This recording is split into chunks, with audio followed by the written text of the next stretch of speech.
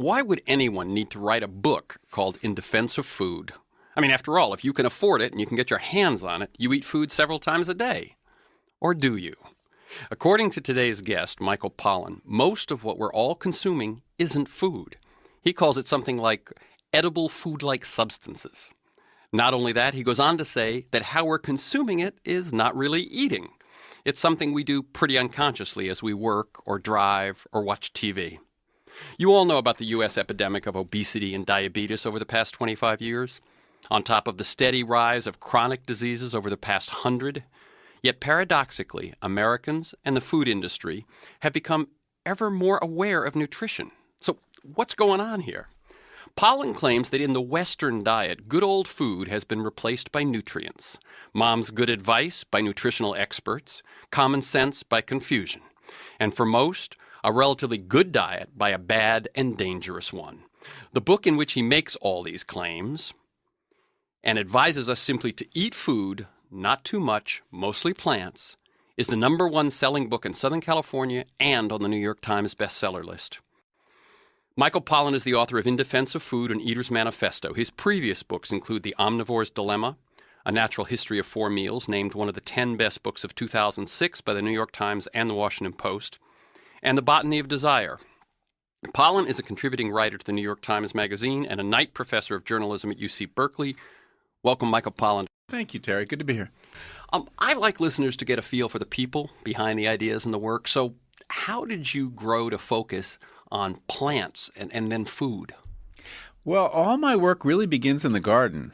I was a very passionate gardener beginning at age 8, although I fell away from it for a few years. But in the 1980s, I was living in New York and took up gardening at a weekend house in northwestern Connecticut.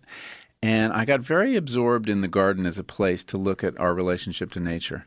Like a lot of Americans, my understanding of nature and our relationship to it was shaped by Emerson and Thoreau and, Melville and Whitman and all this kind of stuff. And when I actually started to garden, I realized all those books and all those ideas about nature were distinctly unhelpful. Thoreau's love of wilderness and worship of the wild, and Emerson's as well, really didn't equip you when the pests came and destroyed your crops, when the woodchuck attacked your broccoli. And I realized that kind of romance of nature wasn't actually that helpful.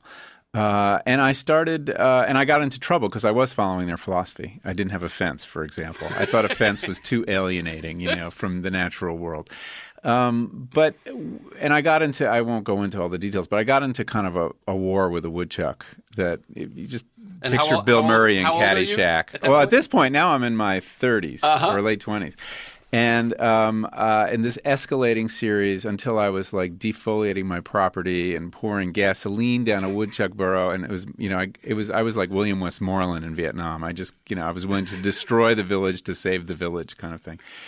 And realized then that the garden was a very interesting place to examine our relationship to the natural world. That so much of the beauty and the difficult parts of that relationship are played out in gardens. And traditionally, when Americans want to think about nature, we picture the wilderness. We go camping. We go to Yosemite. But, nature is happening in our homes, in our gardens, in our lawns, and on our plates. And so, that was what I got attracted to, that very messy area where we need to change nature because here we are and we have to eat. And but are there ways we can change nature that actually redound to nature's benefit and our own? And this is a period when you're writing about other things? Yeah, I was. Well, actually, this is a period when I was an editor. I was an editor at Harper's Magazine. And I began writing a series of essays about what was happening to me in my garden, my woodchuck war, my dad's battle with the neighbors over his front lawn, all these kind of issues. That became my first book, Second Nature. So that has remained the kind of place I like to work. And if you do that, inevitably, you'll start looking at our relationship to plants, our relationship to animals, both of which I've written about. Drugs, since a lot of the drugs are plants that change our consciousness. What is that all about? And that shows up in the Botany of Desire. Yeah, Botany of Desire. Yeah. Beauty. There are all these just different issues that you can tease out of what's happening in the garden, and that's what I've done. And so it was kind of inevitable I'd get to food eventually. And when I was working on Botany of Desire, I took a look at genetically modified food. In fact, I grew some genetically modified potatoes in this garden I'm describing after I had my fence up, and tried to figure out what was that all about. If this is the next chapter in our relationship to plants, is it a good one or a bad one? And when I was doing that, I visited industrial farms in Idaho to see how industrial agriculture works, and I was shocked. I was absolutely floored by these vast monocultures, the amount of pesticides that are used, the fact that the farmers are afraid to go into their fields after they spray for fungus for 5 days because they know how neurotoxic this stuff is. The stuff which will later end up on our plates. Yeah, in our food. And in fact, that they would often have a little patch of organic potatoes by the house for themselves because they could not eat the food coming out of their farms. I suggest they're more irresponsible than they are. Over time, the potatoes leach out the worst chemicals. So you just can't dig industrial potatoes, and eat them right away, or you'll get too heavy load of residues. And I also visited organic farms, and I realized that there were alternatives, and people were having great success growing organic on a fairly large scale in Idaho with a completely different mindset, not monoculture being the key fact, heavy rotations, polycropping, and all this kind of stuff. So that really got me very excited to take a hard look at the food chain that we're a part of. And when I realized that really is our most profound engagement with the natural world, what happens on our plates. This dictates the composition of species in the world, which ones we favor, which ones we disfavor, the reason there are, plenty of cows and not too many wolves left. It's the way we've shaped the landscape in terms of deforesting it for our fields, and it affects us profoundly. What we choose to grow, what we don't grow, has a huge bearing on our health and our happiness.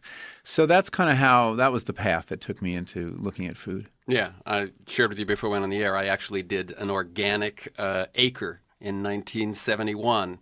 Those were really the early days. Yeah. And it was a profound experience which has stayed with me ever since, and gave up red meat in '69, et cetera, and it's been interesting to see, in a way, almost cycles of interest in this. In other words, in the '70s, there was an interest in all of this, but it's as the thing that I think is very interesting.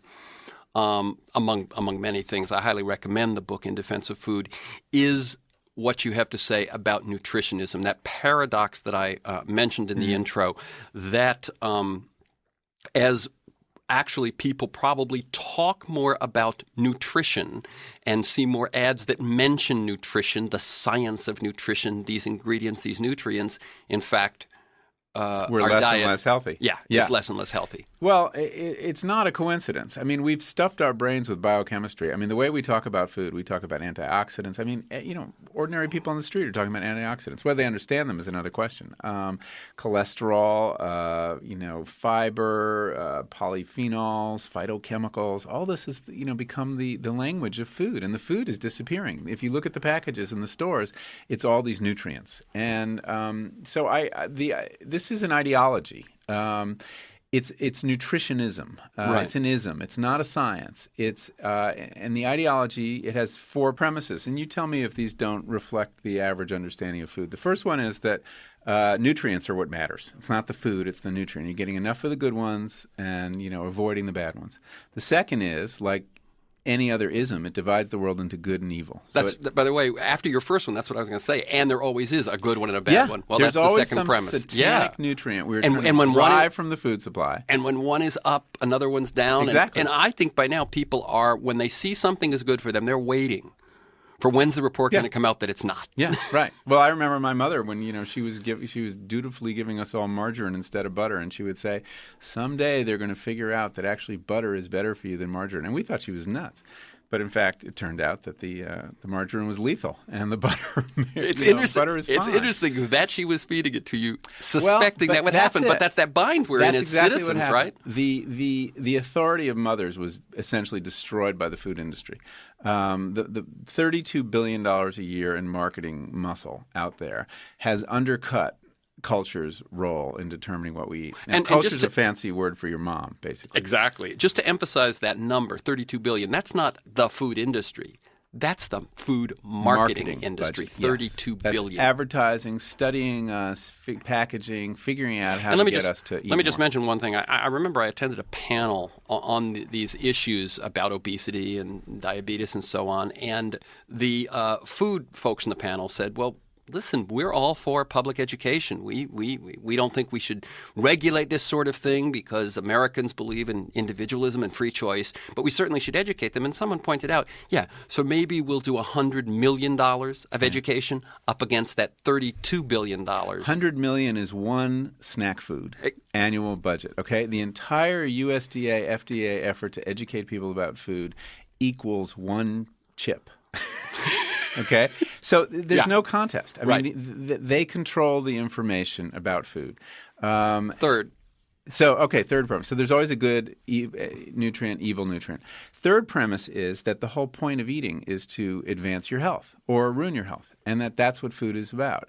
Now that Americans accept that idea, but it's actually quite strange. And if you go to other countries, you remember very quickly that people have eaten for a great many reasons other than health. They eat for pleasure. They eat for community, communion. They eat to express their identity. They eat for ritual purposes. And these are all equally legitimate reasons to eat. And for some reason, though, they fall away. The fourth premise is, of course, if the nutrient is the key unit in food, nutrients are invisible. No one's ever seen, tasted, or smelled a nutrient. So you need experts to guide you in your food choices. You need scientists. You need journalists. You need it's like a religion. If what matters is invisible and inaccessible to you directly, you need a priesthood. And now we have a food priesthood. And we have the health claims on the packages. We have the nutritionists that we listen to on radio, television, and we have lost any confidence in our mothers, in ourselves, in our instincts to determine what is good food. It's understandable that we would have done that because we can't trust our instincts because so many of the foods now lie to us with artificial flavorings, artificial sweeteners, artificial fats. So that has kind of cast us adrift in a way that we need experts, supposedly.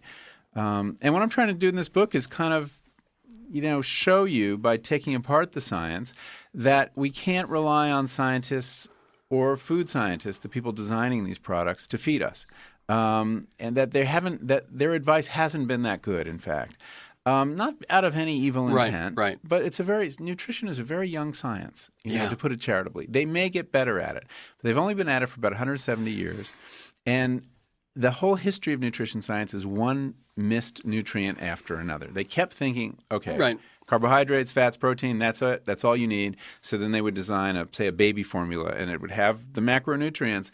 And somehow the babies didn't thrive. Or you'd send men on long sea voyages and give them plenty of carbohydrate, protein, and fat, and they still got sick. So then we discovered, we need the vitamins also. Here are these other nutrients. And then we gave people that, and it still didn't quite work. Baby formula, still wasn't successful. What was missing? Well, it turns out there were omega-3 fatty acids that were missing. So that's the whole history of finding every decade or two we find another level of absolutely critical nutrients and it's that we overlook. Partially that science in its own way gets better. That is to say, more able to pull these things apart and find the single nutrient and do the studies and so on. Not necessarily better in actually delivering the information that's good for health. But I wanted to ask a sort of a upstream question of that. In this food discussion, what came first, the chicken or the egg kind of? How did we need to feed people? Mm-hmm. People need to be healthy. If it becomes the way it's become, then there's a nutrition industry. How did this all start? In other words, as you say, I think at one point in one of your you have three basic things, which I said in the intro, and we'll get back to: eat food, mostly plants, not too much. But you also say, and you then lay out more rules, kind of corollaries from those, and to navigate our way into those three rules. And one of them is anything your great-grandmother wouldn't recognize. And your point there is that for as long as your mother and your grandmother's been around, it's gotten cloudy. How did that begin? What led to this crazy upside-down reality? Yeah. I think it's really built into the nature of the food industry and the economics of selling food. It's very hard to make money selling real, normal, unprocessed foods. You ask any farmer who's growing broccoli or oats. It's a very hard way to make money growing those commodities, essentially. You make money processing food. The more you process food, the more profitable it is. So you might start with oats, right? But if you go to the supermarket, I can buy a pound of organic oats for 79 cents. Now, oats are light. That is a lot of oats. And nobody's making a lot of money. It's only 79 cents. But if you turn it into Cheerios, suddenly you have a brand. You've got your little donut shape, and you've got an ad campaign, and suddenly you're charging $4 for a few ounces of oats, and you've processed it and you've offered convenience. And then you step up again to the Honey Nut Cheerio cereal bar with the layer of artificial milk in the middle, and now you've got a convenience food that's very much your own because you've got this special formula to make your fake milk, and kids can eat them in the car or on their way to school. And now you're charging $10 or $20 for a few pennies worth of oats. So that's the gist of the food industry. That's the economic imperative. So following the money is the short answer to that. Now, one thing I must share with you, I was in Minnesota at one point talking to some women, and we were in Battle Creek, Michigan. And I said, the home of is it General Mills or Kellogg's, one of them. Kellogg's. And they said, they've really taken a hit lately. The cereals are way down in sales. And I said, why? They said, because you can't eat them in the car. Thus your cereal bars. Exactly right. And now we have cereal straws. But the problem is that the more you process this food, the less nutritious it is. So the economic imperative takes you in one direction. The biological imperative is saying, leave it alone. There's nothing better for you for breakfast than plain oats. Cook them yourself. And so what you do is, with your processed product, you need to be able to make a health claim to counter that. So you fortify it. You throw in whatever the hot nutrient. Well, let me just see if when you process it, which you're doing because you're the food industry and not a farmer, you are usually removing nutrients. Some of the value, some of the nutrients. So then that's why you have to then add supplement them back in. That you purify, you process, you refine, and then you add things back in, and now you make a claim for what you added back in, as if you've done a big favor. Now, one question that seems to me is if regular food, small letter food, the stuff that our great-grandmother was putting on the table, gives us what we need and tastes good, why have we fallen for it? Well, a lot of reasons. One is marketing. The other is convenience. We want to be liberated from the drudgery of cooking, or at least we've been convinced we want to be liberated. And in America, even the drudgery of eating. And even the drudgery of eating. That's right. I mean, as Wendell Berry said back in the 70s, if the food industry could digest your food for it, profitably, they would do that. They would reach down your throat and, mush it up for you. The Jetsons, right? Or the pill, the food, the meal and the pill. That's the ultimate dream of the food industry. And to get us to eat 24/7, to snack. So they have to do value added. And the value they've added most successfully is convenience, liberating women from the kitchen, cooking for us, chewing for us, everything. I often say, by the way, that this civilization is going to die by convenience. and if you look at almost every mistake we're making, one has to do with greed and profit. Labor saving. But that convenience thing, and it's very seductive. It's very seductive.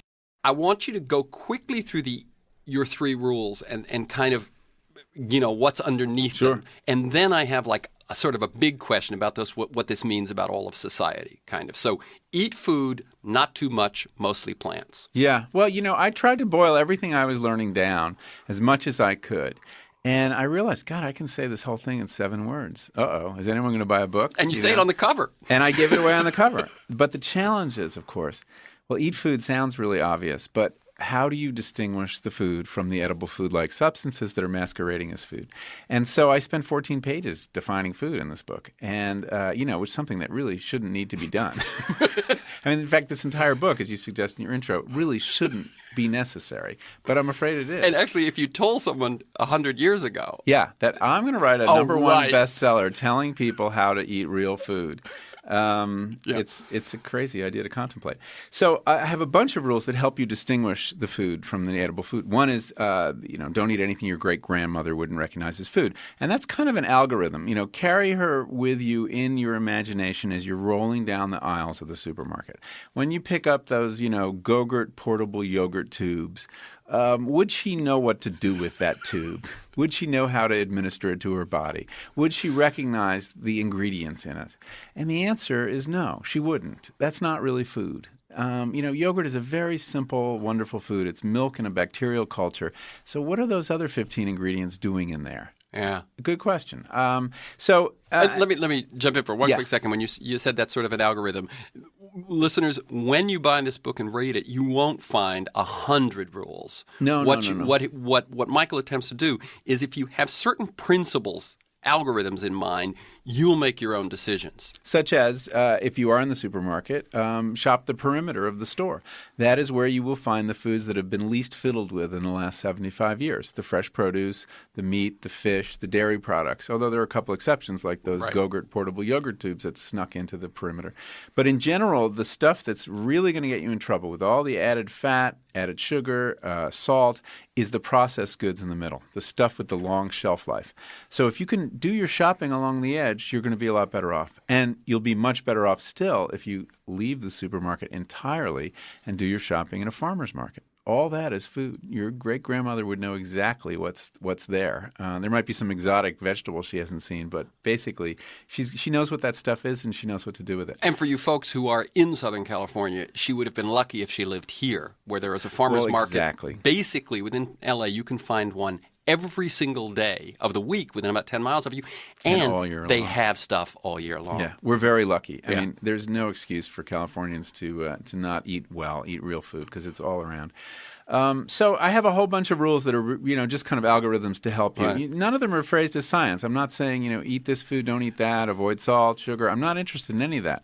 The idea is to let me get some tell listeners cultural rules. one other thing. We're not going to have time in the course of this interview to really get into the health effects of the food industry and the food-like substances, and this whole thing that Michael laid out earlier of one nutrient after another seeming to be the culprit or the savior, but it's in there, and it's a big part of this, which will, I think, illuminate for you something that probably has you a bit confused.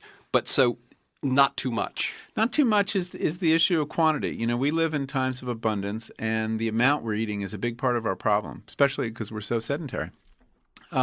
So it's not enough to just tell people eat less. What I tried to do is find other cultures and cultural rules that would govern appetite, which, there have been other periods of abundance and other cultures have dealt with this problem. And they all have very interesting methods. The Japanese on Okinawa, and this is true of the Chinese too, have a cultural rule that you eat until you're 4/5 full, 80% full. Now, how do you know when you're 80% full? I don't know, but if you just stopped before you were completely full, that would be huge progress. I've got to interrupt. At one point, I'm about to turn 60. At one point, about 8 years ago, I suddenly weighed about a dozen pounds more than I ever weighed. And I thought, it crept up, but it's happening. My metabolism must have changed with age. All I did was decided I would be more conscious about when I wasn't hungry anymore. Yeah. And in a little over a year, I lost 25 pounds. I've put on about 10 of it back, so I'm back where I want to be. Mm-hmm. But if you tell people who struggle, now maybe I'm lucky, but still, that's all it was I don't need to finish this sandwich. I don't need to finish this helping. Well, Americans are particularly driven by visual cues in their eating. And there have been psychologists who've compared us to the French. And you ask an American, well, when do you know when to stop eating? And they'll say, when the plate's empty. Or when the TV show's over. Or the TV show's over, or the bag is empty. And if you ask a European, they'll say, well, when I feel full. The problem with us is, too, we also eat so fast. It takes the stomach about 20 minutes to notify the brain that it's had enough. But if you finish your meal in 10 minutes, you're going to be in really deep before you know that you've eaten too much. So slowing down is a very important part of eating better. So not too much and not too fast. Not probably too fast. Goes together. Yeah, the slower you eat, the less you will eat, even if you're spending all that time. The French, very interestingly, they get more food experience on less calories. And by food experience. Spending time with food, enjoying food, savoring it, thinking about it, anticipating it. I mean, they're obsessed with it. But, what do you really want? Do you want calories or do you want food experience? I think most of us would say they really want food experience. And the two things aren't necessarily correlated, except in the mind of the American consumer who has been taught that food is about quantity rather than quality. I'll tell you what, I'm going to leave number 3, the mostly plants, for people to buy the book. But I want to share with you something. This is kind of a big question, but it's like, over the last few weeks, I've had the privilege to interview Lester Brown, founder of World Watch, has a plan 3.0 for mobilizing to save civilization. A big picture look at energy and the environment. Nobel Peace Prize winner Muhammad Yunus, about creating a world without poverty through social business. Laura Flanders, about the grassroots involved. All of these things seem to me to share something. And that something is that we're looking at systems, we're looking at relationships, we're looking at bottom up, we're looking at local, we're looking at, it seems to me, both this makes me hopeful that all this stuff is percolating, and it seems that it's about a worldview almost. In other words, I could be having this conversation with someone about the American healthcare system, and it would be very similar. We look at symptoms, we look for the magic bullet, we put out things with side effects, but that's a great example. I mean, the food issue and the healthcare issue are seen as separate issues, and of course they're not. When I was a boy in 1960, we spent 18% of our income on food, twice as much as we do today, and only 5% of our national income on healthcare. Today, it's flipped. We spend 16 or 17% of our income on healthcare and only 9% of our income on food. So you see, the less money we've been willing to spend for food, the more we've settled for processed, highly refined, cheap, fast food. And what's amazing, the more our healthcare problems. What's amazing with that statistic is that we eat out much more than we did. Yeah, half our food dollars. So if we're spending less on food and we're eating out much more, it means we're spending that much less. And what you've said is that we've learned to increase yields, we've learned to make energy and calories cheaper, but we've lost we've taken value. this solar technology, the original solar technology, which is photosynthesis, making food from sunlight, and we put it on fossil fuel. One of the great mistakes. So now we're taking 10 calories of fossil fuel energy to produce 1 calorie of food energy. It doesn't have to be that way. And in fact, food is easier to re-solarize than a lot of things in our society. So we've got to wrap this up. But that quick thing that I was referring to of this holistic system, I mean, there's something going on here that an awful lot of our ills seem to come out of one worldview, and an awful lot of our cures come out of another. No question about it. Seeing things as systems, seeing food as a system and your body as a system, and these two things interacting, and looking at it ecologically, learning to think ecologically, looking where did the energy which is come not from that's about the feeding me. environment. It's about the system in which we live. It's deeper than that. So again, the book is In Defense of Food. The website is michaelpollan.com. Thank you, Michael Pollan. Keep up the good work. Thank you very much, Terry.